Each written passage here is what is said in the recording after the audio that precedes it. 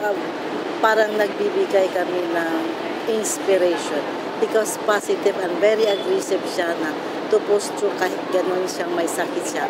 Pero parang nag-fight pa rin siya to push through na kailangan maglabas ako para ipakita sa mga tao na kahit may ganun, kailangan positive, healthy living pa rin. So parang ang sa akin, support siya para mag-encourage more, para may inspiration na hindi lahat nagde-discriminate sa kanila. At first, I was young. Then, naawa ako kung paano ko sa tulungan sa kanyang natamo. Pero at the end of the day, parang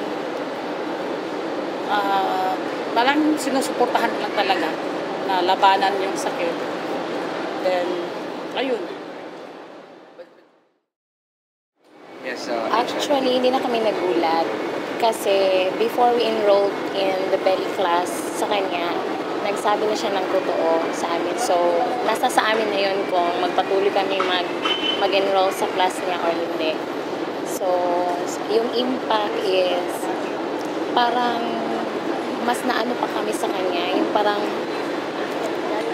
kaming, ano ba tawag nito? Yung parang na-inspired na kung ang tulad niya gani ay napaka-strong sa ganyan ng mga trials, paano na lang kami, diba, na wala kaming sakit na tulad niya.